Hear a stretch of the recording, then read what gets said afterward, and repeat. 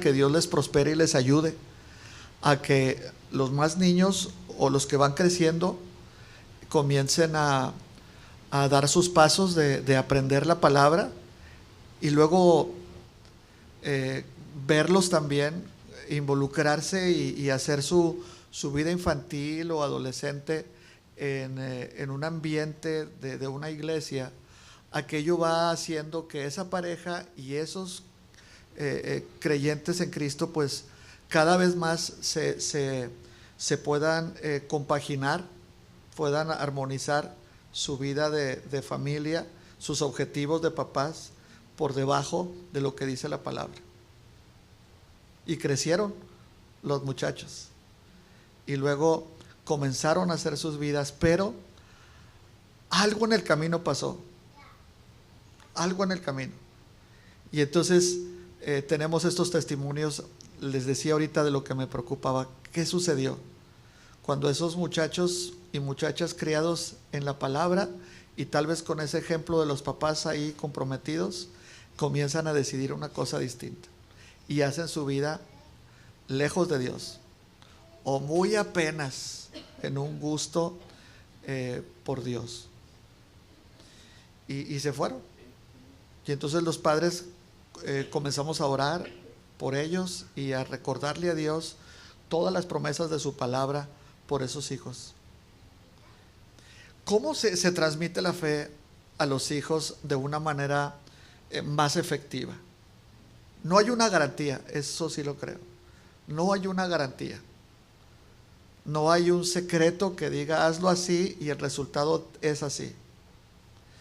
Pero la palabra sí da los cimientos. La palabra sí pone las bases para que nosotros andemos en ella y podamos entonces tener más confianza y seguridad en que Dios actuará, ¿no? Durante este mes estamos hablando de esta campaña de las familias bajo control, ¿verdad? En donde estamos recordando, como hace 8 días el pastor Josué lo hizo. No es que yo debo ser un buen padre para tener bajo control la familia, o una buena madre o un hijo para influenciar bien a mis padres. Se trata de qué dice la palabra, en cuáles herramientas da la palabra para que nuestra vida de familia vaya armoniosamente dirigida por Dios. Y entonces encontramos que es Dios el que controla la familia, es Dios el que ejerce autoridad sobre la familia, y eso nos da resultados, ¿verdad? Eso da resultados. ¿Dónde estuvo el desenfoque? ¿Cómo fueron criados Caín y Abel? Por Eva y Adán, de manera que finalmente uno de sus hijos es un asesino del otro. ¿Qué vieron Caín y Abel en esos padres? ¿O qué no escucharon de Adán y de Eva? Con los hijos de Elí, un sacerdote adiestrado en la ley, un sacerdote que conocía y servía al Señor, que seguramente corrieron junto a Samuel en esos tiempos de las fiestas y en esos tiempos de los sacrificios, bien presentes ahí, enseñándoles a repetir la ley. Pero cuando se hicieron adultos esos muchachos, pues dice la palabra que afuerita de donde su padre estaba ministrando, ellos estaban con mujeres a la luz pública. ¿Dónde fue? ¿Por qué fue? ¿Y qué decir de Absalón? Cuando este hijo de David se levanta así abiertamente contra su padre. Dice la palabra que Absalón retó públicamente y comenzó a hacer un levantamiento en Israel, hasta militar, contra su propio padre para quitarle el reino. Y públicamente lo despreciaba, y públicamente hablaba y hacía cosas muy ofensivas contra su padre. ¿Qué fue? Abrimos la Biblia en Jueces 14, el caso de Sansón. Jueces 14.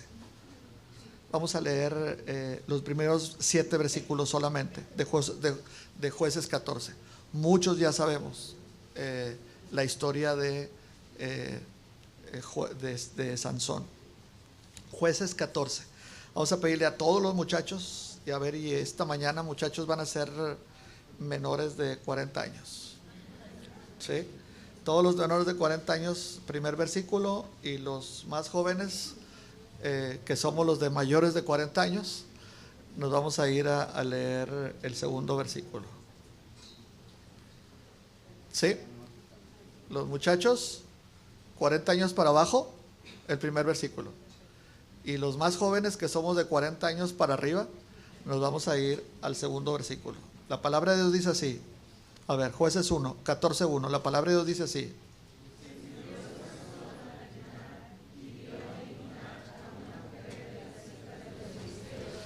Y subió y lo declaró a su padre y a su madre, diciendo: yo he visto en Timnat una mujer de las hijas de los filisteos, os ruego que me la toméis por mujer.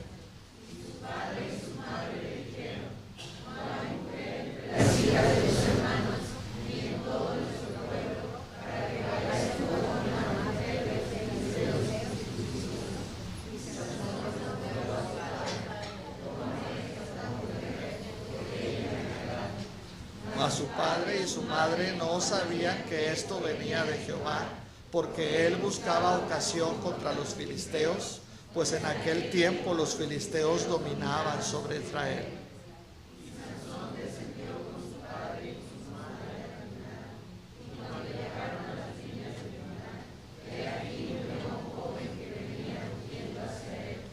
Y el espíritu de Jehová vino sobre Sansón.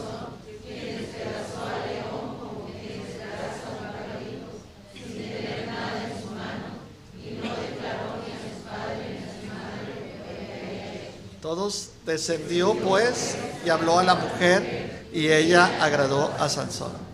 Esta es la historia de unos papás, de una familia, ¿no? En donde los padres habían recibido desde antes de ese nacimiento de Sansón, habían conocido al Señor, habían caminado con el Señor.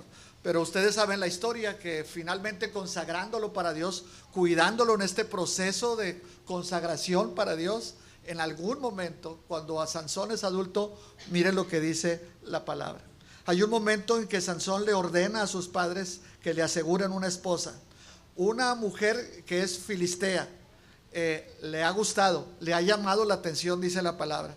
Y como pues ya sabemos, para ese Israel antiguo, en la historia del Antiguo Testamento, pues generalmente los filisteos eran los malos, eran el pueblo enemigo, y era pues el objetivo vencer en una gran parte de la historia de Israel.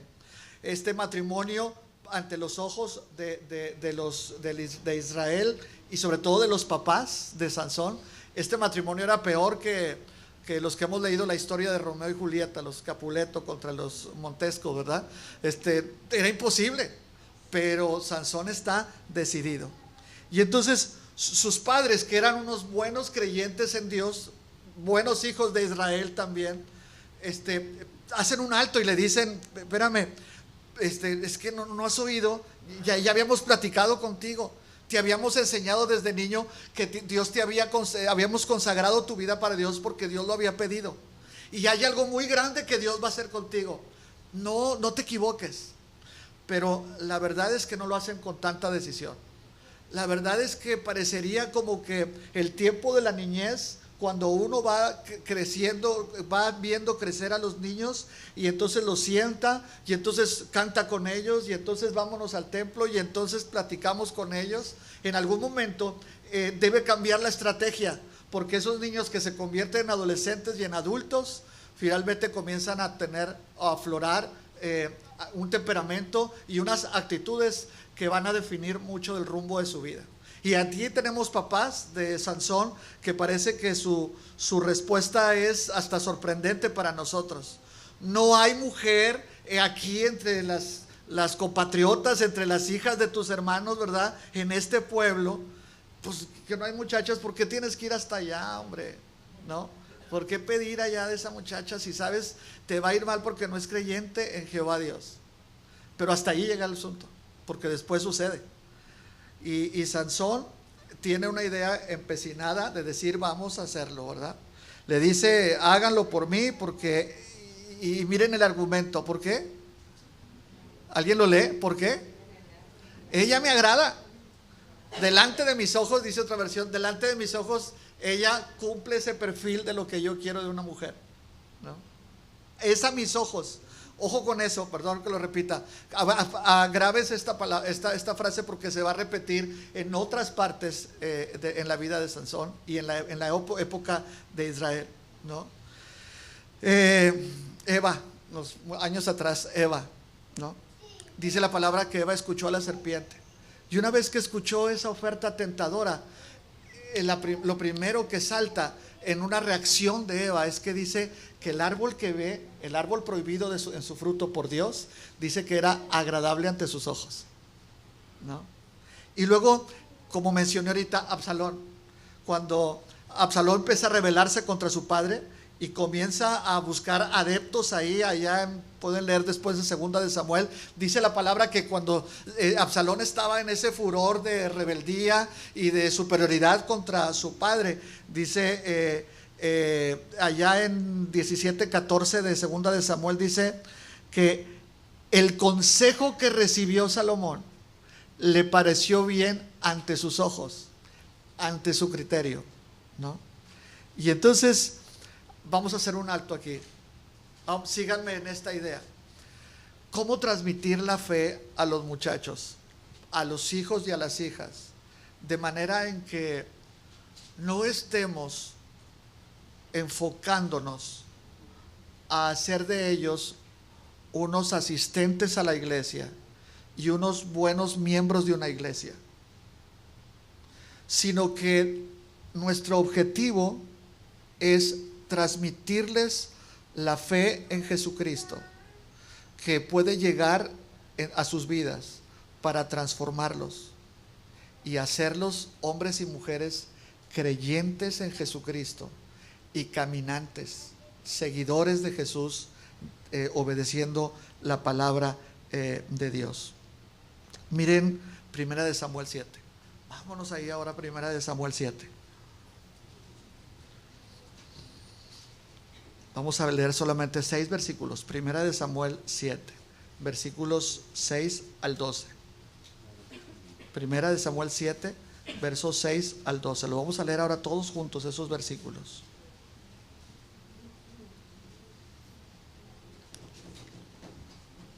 Amén. Lo tenemos aquí. Ya abrieron sus Biblias. Vamos a leer juntos. Dice: y se reunieron en Mizpa y sacaron agua y la derramaron delante de Jehová. Y ayunaron aquel día y dijeron ahí: contra Jehová hemos pecado. Y juzgó Samuel a los hijos de Israel en Mizpa.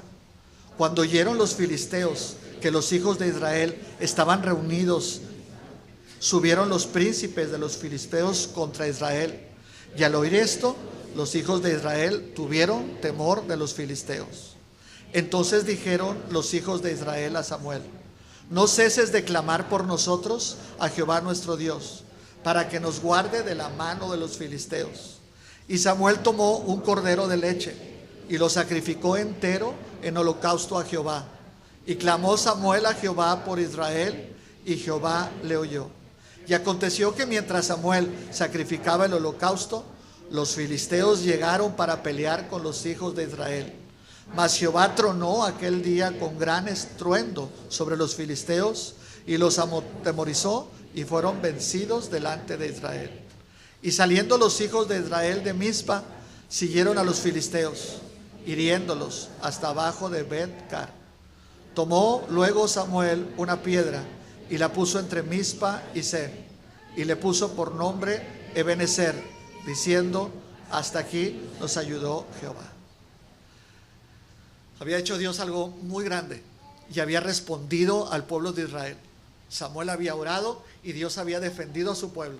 Y no solamente lo había defendido, sino dice que delante de los filisteos los había atemorizado con un gran estruendo. Nadie se había podido quedar sin saber. Nadie estaba ahí lejos de lo que Dios había hecho. Pero el pueblo de Israel recibió una lección tremenda. Su líder, el guía espiritual, Samuel, toma una piedra, hace que el pueblo de Israel tenga un recordatorio de lo que Dios ha hecho con ellos y que no se les olvide. Y toma una piedra y dice que le pone por nombre, ¿verdad? Ebenezer. Ebenezer.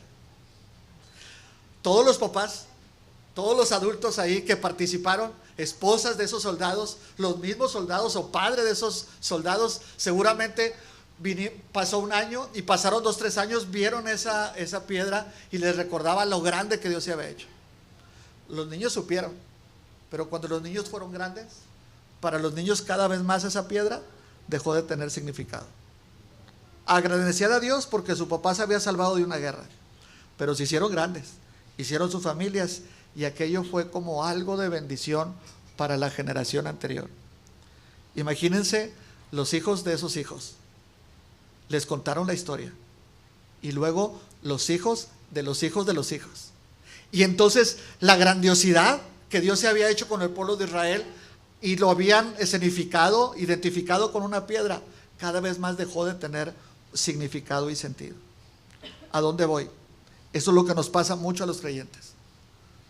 Nosotros pudimos vivir una experiencia con el Señor de manera preciosa, de manera transformadora, y luego oramos a Dios y servimos a Dios y levantamos nuestro propio Ebenezer.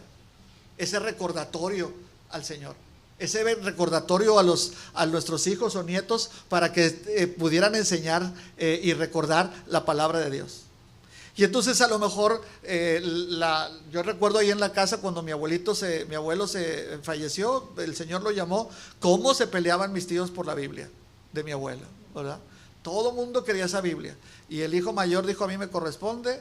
Y el otro dijo, no, pero es que yo estuve más con mi papá. Y todo el mundo, porque creían, ¿verdad? Se sabía que esa Biblia pues tenía un significado muy especial, porque era con la que pues el abuelo finalmente terminó ahí predicando y haciendo muchas cosas. Era un recordatorio del Padre. Cuando nosotros estamos enseñando y transmitiendo una fe de recordatorios, de monumentos, de historia, tenemos asegurado un mal camino para nuestros hijos. Cuando nosotros estamos también en el otro extremo, mucha gente dice, yo no obligo a mis hijos a ir a la iglesia, yo no obligo a mis hijos a leer la Biblia, yo quiero que ellos piensen y decidan cuando sean grandes, ¿no? Y muchos cristianos que asisten a la iglesia, a las iglesias, tienen una buena actitud para buscar a Dios, pero con respecto a sus hijos no quieren manipularlos. Dicen, esto es manipulación.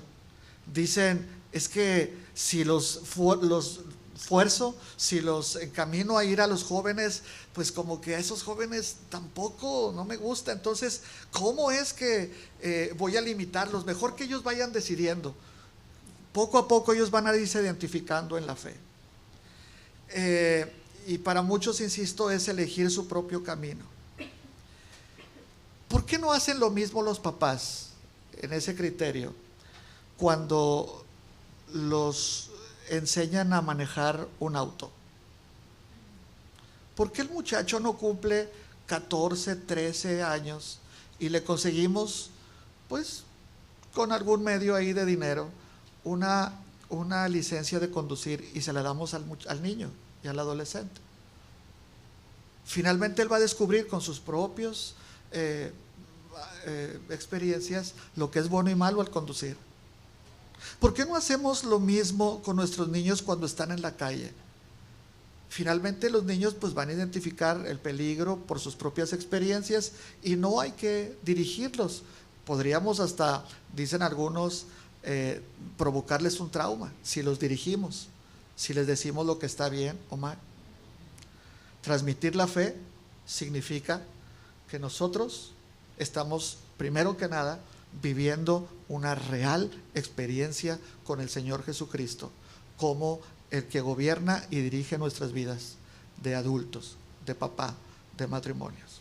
En primer lugar, la transmisión de la fe no se trata de un acompañamiento al templo, sino se trata de podernos sentar con los hijos y compartirles lo que Dios ha hecho con nuestras vidas.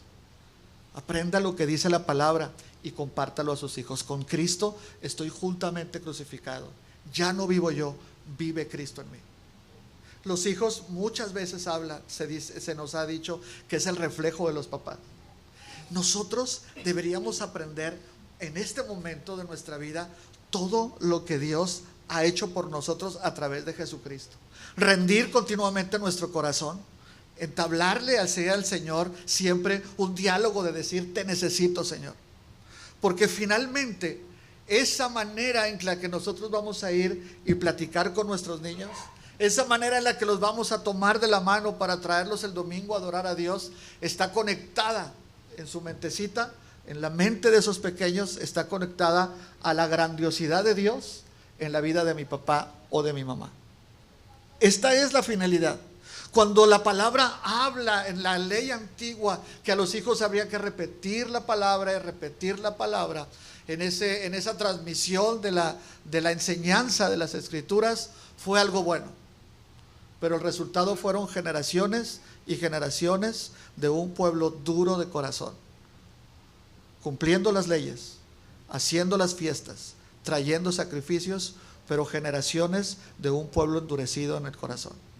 Cuando el Señor Jesucristo viene, entonces el Señor Jesús dice: habría entonces que, habla a los adultos, a los jóvenes, habría entonces que edificar una casa sobre el terreno más fértil, el terreno más sólido. Y entonces dice Jesús: esa roca yo soy, ese pan de vida yo soy, esa agua de vida abundante soy yo. La experiencia de los papás, la experiencia de los matrimonios es caminar con el Señor y hacer que nuestros hijos vean a Cristo en la casa, no con palabras, sino con esa actitud de perdón y esa actitud de reconciliación en la familia. 2, lo más efectivo para transmitir la fe también no solamente es el acercamiento de la experiencia de salvación de esos papás para con los niños, sino también un ambiente de amor.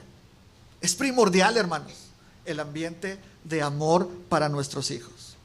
Amarlos va a significar para ellos una congruencia entre lo que Dios dice en su palabra y lo que Dios hace conmigo, como un niño, como un joven o como un adulto, a través de mis padres.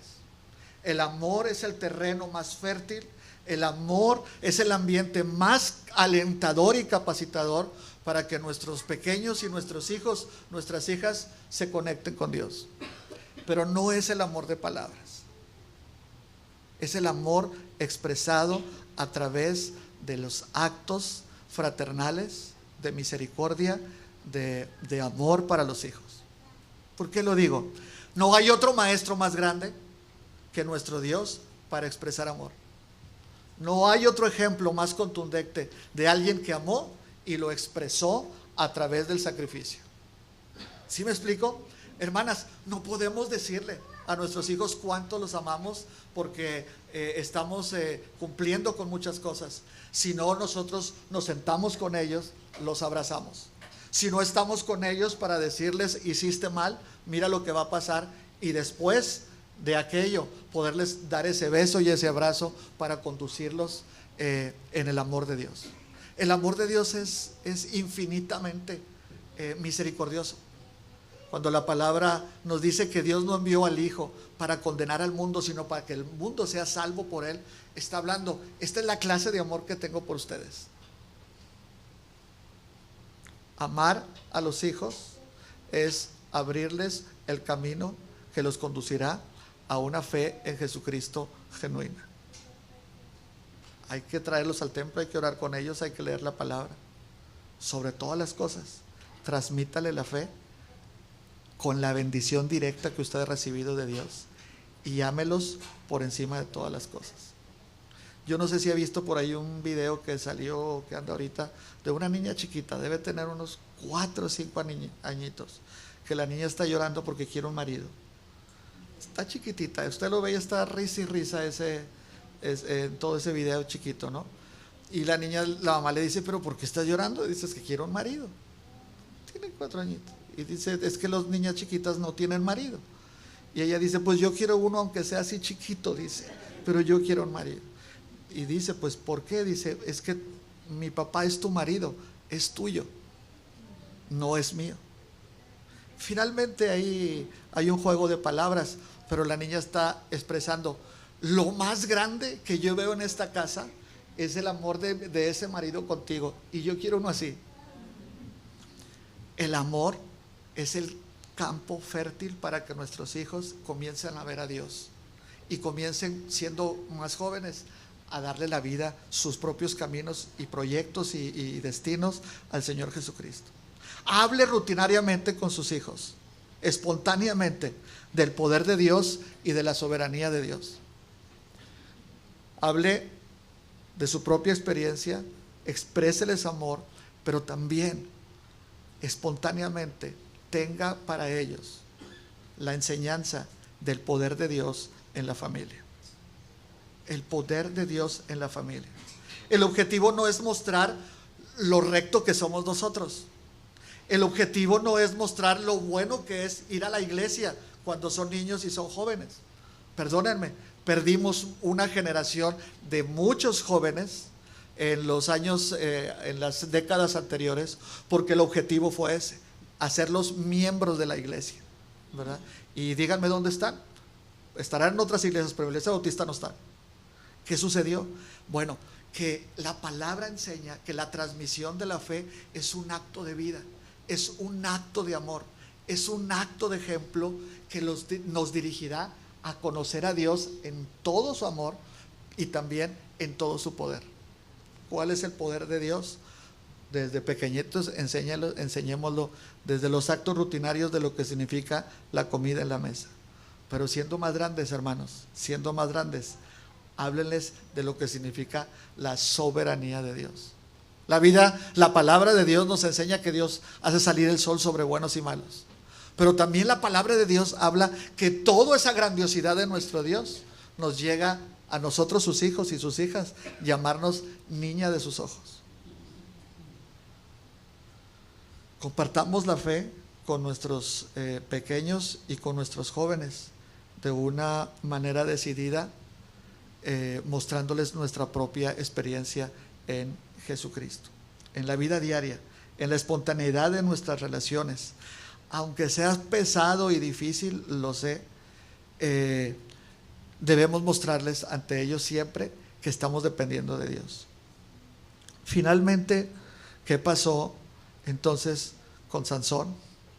Especialmente, dice la palabra, si pudiéramos regresarnos al texto que leímos, dice la Biblia allá en el verso 6, ya había pedido esa mujer, ya había ido con sus papás a Timnat para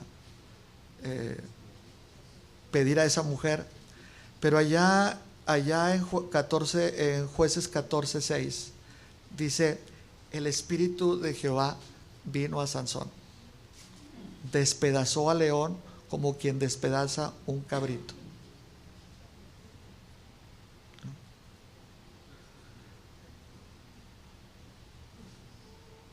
El Espíritu de Dios está alrededor de nuestros hijos e hijas cuando toman sus propios caminos y decisiones, y parecería que para nosotros no está en esa decisión, no está en esa dirección que quisiéramos. Platicaba ahorita con el hermano Kerber y veíamos eso. Idealmente quisiéramos que nuestros hijos hicieran como nosotros hicimos nuestras vidas, sobre todo asistiendo al templo.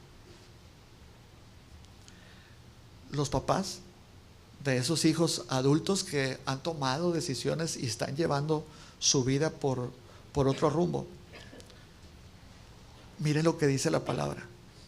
Si pudiéramos leer todo el capítulo 14, nos daríamos cuenta que Dios, por encima de esa decisión de Sansón, Dios estaba armando un plan. Dios estaba llevando adelante un plan. No nos cansemos, no nos desalentemos. Debemos seguir orando por ellos, porque todo lo que se planeó y se educó a nuestros niños siendo pequeños va a dar fruto en el Señor. Nuestra esperanza es que nuestros hijos y nuestras hijas, en esa transmisión de la fe, por lo que han visto a nosotros, ha sido sembrado en sus corazones, para que en la época de adultos, en la toma de decisiones, el Espíritu de Dios en ellos o alrededor de ellos va a hacer que fructifique esa palabra, que para muchos quedó atrás, pero para Dios sigue vigente. No nos cansemos de orar por nuestros hijos.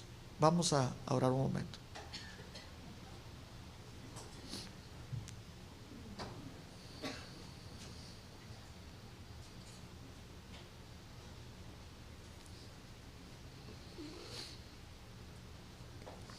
Yo quisiera invitarle a que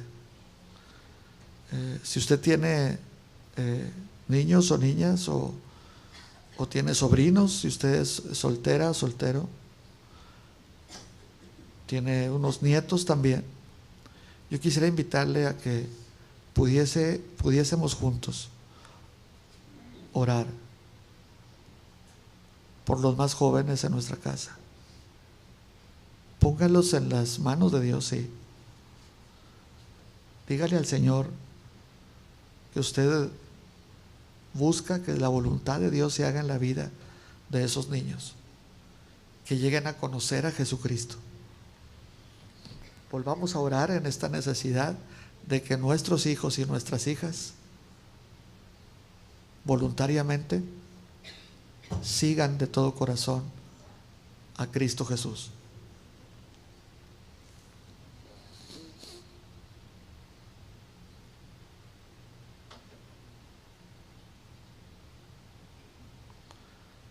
Pero también quisiera invitarles. La mejor manera es que ellos vean ese ejemplo en ustedes. No de obediencia a la palabra, primero de un corazón rendido a Cristo, de un corazón adorando a Cristo. Por eso vamos a pedir por nosotros mismos. Entregue su vida a Cristo.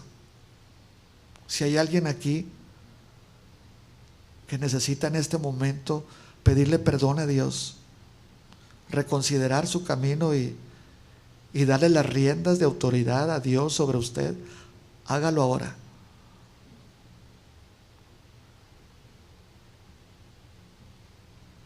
Nunca es tarde. Hoy es día. Y dígale al Señor: aquí estoy, Dios, soltero o casado, como esté, pero dígale al Señor: yo quiero entregarte mi vida. En el nombre de Jesucristo te pido perdón y quiero seguir a Cristo como mi Señor y Salvador. Esta es la única forma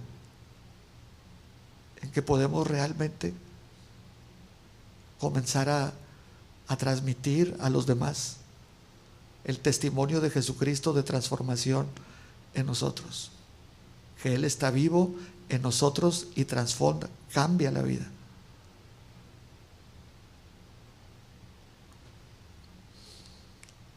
Y de esta manera, Padre Celestial, oramos.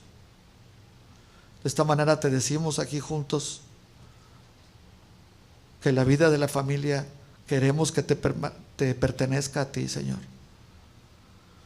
Que tú tengas control y autoridad sobre nuestra familia. Señor, te entregamos la vida de los más jóvenes o de los más pequeños en la casa, aún bajo la autoridad de los padres. Señor, queremos rogarte que en tu gran misericordia los tengas ahí en el hueco de tu mano. Pero queremos pedirte, usa poderosamente, Padre, el ejemplo que les demos.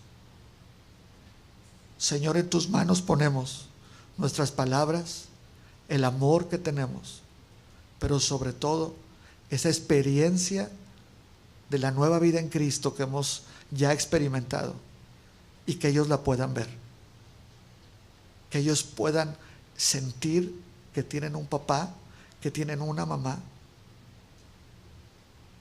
que te conocen, te aman y te sirven con todo el corazón.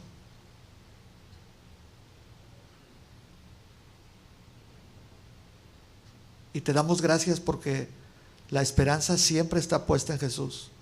Con nuestros niños pequeños o nuestros hijos o hijas fuera de casa, En el nombre de Cristo seguimos pidiéndote por ellos.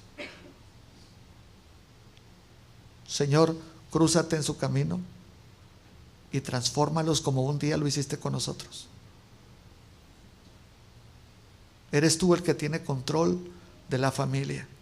Eres tú el que tiene el control de nuestros hijos pequeños o ya de adultos. Ten tu autoridad puesta en medio nuestro. En el nombre de Jesús oramos. Amén. Nos ponemos de pie, hermanos, y cantamos así para despedirnos. Vamos a ponernos de pie y decir de esta